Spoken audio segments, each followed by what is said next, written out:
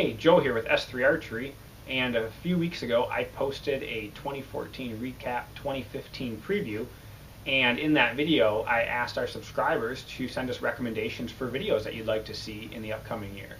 And one of our subscribers, Joseph Redgate, wrote to us and he asked us to do a video on selecting your very first bow and the things to consider. So Dan and I talked about this over the weekend and we got our materials together, and we want to post a video and get back to Joseph as well as all the subscribers and tell you guys our thoughts. So with that, let's just jump into it, and feel free to post comments at the bottom of the video and we'd be happy to respond, as we know we probably won't cover everything. So to start off the video, when you are a beginner to archery and you're selecting your very first bow, the one thing that you have to consider, and it's never fun to consider, is your monetary constraints. So most people do have monetary constraints, and it doesn't do us any good to be looking at bows that are outside of our price range. So you want to be realistic with yourself and with your budget and make sure that you're only looking at bows within that range. So make sure that at the very beginning of the process you select whether it be a $300 limit, $500 limit, $1,000 limit, or perhaps there is no limit. But be honest with yourself, and based off of that, then go out there and research the bows that are within that price range, just because it is a disappointment or kind of a letdown if you find the perfect bow and you find out that you can't afford it. So make sure that you're being true to yourself. So once you set your price range, then I think the next big decision that you need to make is whether you want a recurve or a longbow. So there's big discussions on this. You can research it all you want online, but basically your recurve, it's going to be faster than the longbow, but the longbow is going to be more stable than the recurve. So when you think about this as a beginner to archery, the recurve is going to help you judge distances a little bit better, because it's going to fling arrows, anywhere from 10 to 15 feet per second faster than a longbow. So you don't have to be as good at yardage estimation, if you will. But at the same time, the recurve, because it is flinging the arrows in a certain way, the limbs are designed in a certain way, it's a little bit more apt to picking up imperfections in your form, and they call that torque in the limb tips, and that can cause the arrow to go in directions that you weren't planning on it. Whereas with a longbow, it's a little bit slower and it's going to be harder to judge your distances with it as a beginner. But because of the way that the limbs are designed, it doesn't allow you to torque them. So people talk a lot about the longbows being very good at the pointability of a bow. And that just being when you're looking down at your target and you feel like you're aiming at a certain spot, usually the longbow, more times than not, it's going to go where you thought it was going to go, whereas the recurve, it can surprise you if you don't have perfect form. So I'm going to stop right there with the comparison between a longbow and a recurve. I encourage you to research on all the forums or look at the websites, see what you like. One last thing between a recurve and a longbow. Traditionally, a standard longbow is going to have a flat grip. So you have to have a hand position that's at a 90-degree angle up and down, whereas with a recurve, it's a little bit more of a natural position. It's called a high grip or a medium high grip. So that's just something that you want to consider, is maybe take your arm and put your wrist like this versus put your wrist just in a pointing position, and see which one you like more, and that might help decide what kind of bow you want to have. But get out there, research it. This is a timeless debate, one that I really don't want to get involved in. We own both longbows and recurves. They're just two different things, and they both have their pros and cons, and they're both incredibly fun to shoot. So as a beginner, you can't go wrong with either one. But get out there, check it out, so you're informed when you make that decision. So after that, the next thing you want to consider is whether this is an entry bow that you're just buying it to get a flavor for traditional archery, and if you like it, then you're going to buy another bow right away that is more geared towards whatever you want it to be, whether it be target or whether it be hunting or field archery or whatever you really want to pursue in traditional archery, or whether this is your, do-it-all bow that you only have enough funds to buy one bow. It's going to be your beginner bow. It's going to be your hunting bow. It's going to be your target bow when you go to league nights and whatnot. Those are two very different things, and you want to be aware of that going into purchasing your bow. So if it is just an entry-level bow, just to see if you like traditional archery, I would encourage you to get a bow that is a little less expensive. Save your money so you can save it for the second bow, but make sure that you get the poundage very low. So make sure it's only like a 35-pound bow or a 40-pound bow, so you can focus more on the actual sport of archery and just enjoying it and getting your form better, rather than focusing on trying to get strong enough to pull back your bow and see if you like it. So a lot of people who are switching from compounds to traditional end up buying bows that are almost comparable weight with one another. So if they shot 60-pound compounds, they'll shoot a 60-pound traditional bow. And they end up doing the sport for a couple months, and then they quit because it's too hard to pull the bow back and they don't enjoy it. And that's just a waste. So if they would have gotten a lighter poundage bow, they could have focused on the sport itself for what it is and fallen in love with it, and then gradually built up their strength and gone to a heavier bow eventually. But they can't because they already quit the sport. So make sure you get a light poundage bow and learn the sport, learn form for a year or two, and then go ahead and, based off of how strong you are or how you feel the bow is, if you feel that you could go to a couple more pounds, whether it be 5, 10, 15 more pounds, go for it. You're going to know. If you're already struggling quite a bit with 40 pounds, maybe you want to stick with 40, or maybe you only want to bump it up to 42 or 43 with your next bow. But you'll know more after doing archery for 6 to 12 months. So that's something to think about.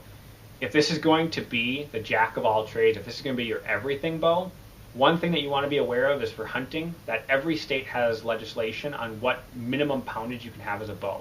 So make sure you get in the regulation books and you look up what your state requirements are. In most states, it's 35 to 40 pound bows are the minimum that you can have.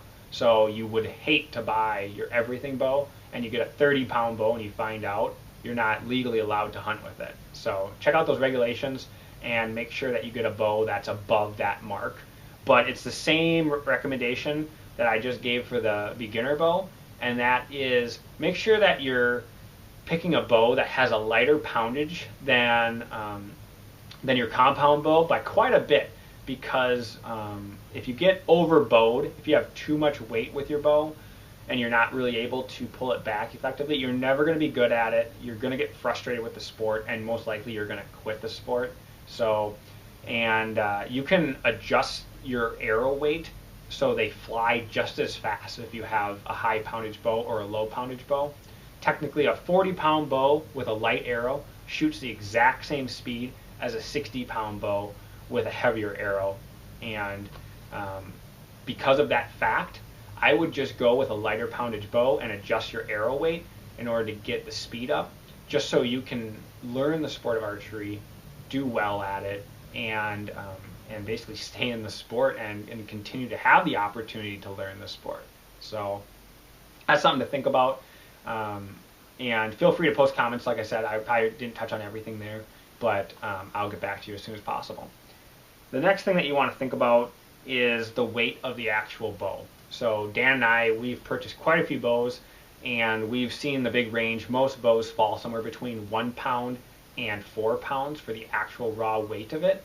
And what we've found is that a 1 pound bow, it's very light and nimble and fun to carry around, but it can be a little squirrely. It can be hard to control and be accurate with it.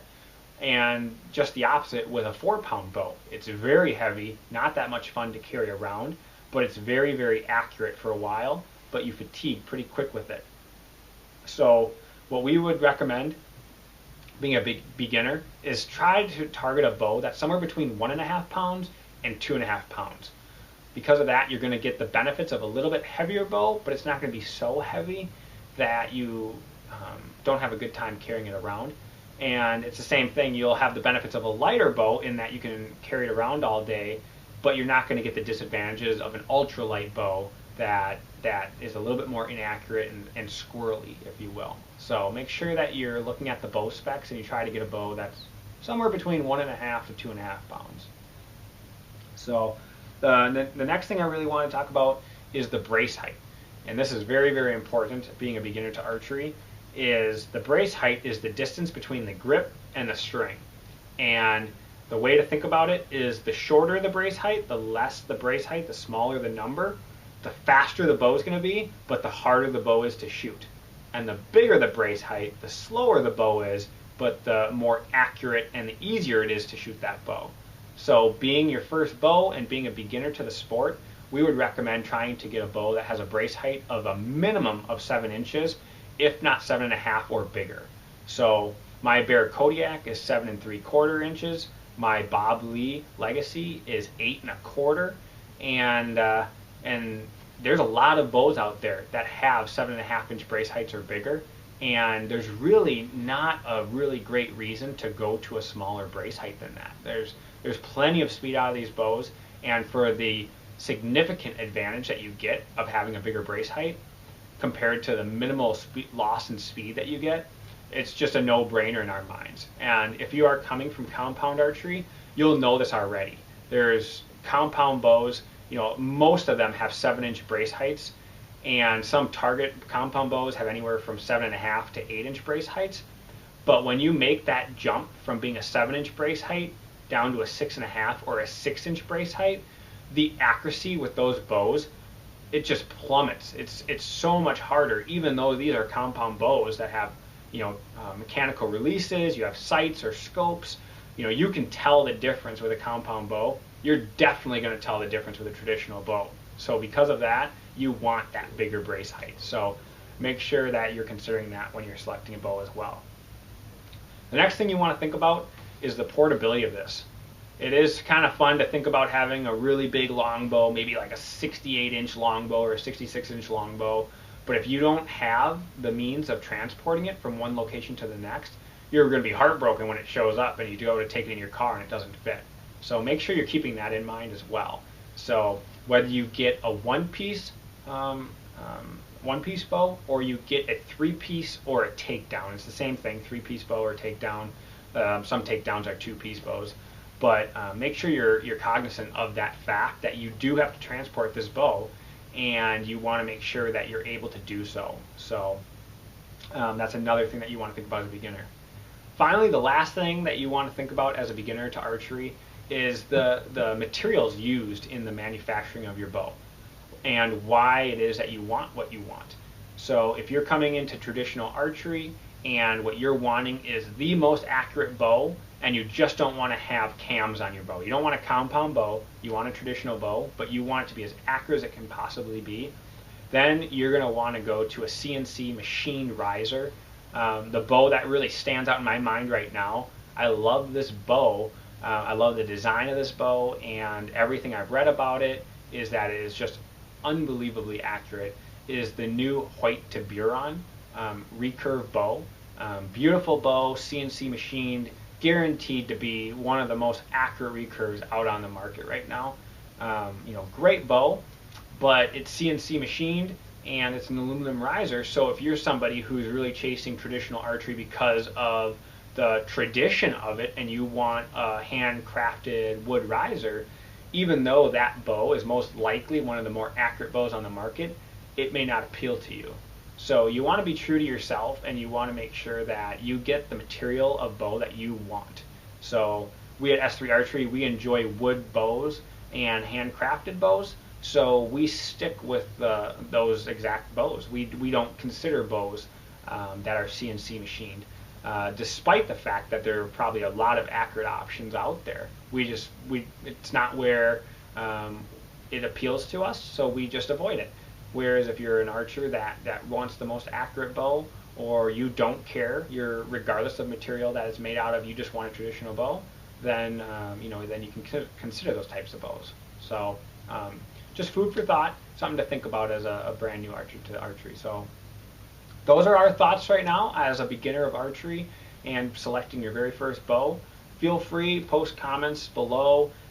We'll get back to you as quick as possible. Hopefully it was beneficial to you all. and good luck on selecting your first bow. It's a really fun time, and it's a great beginning to a fantastic tradition and a lot of fun that you're going to have. So until next time, shoot straight, have fun, and we'll talk to you soon. Thanks.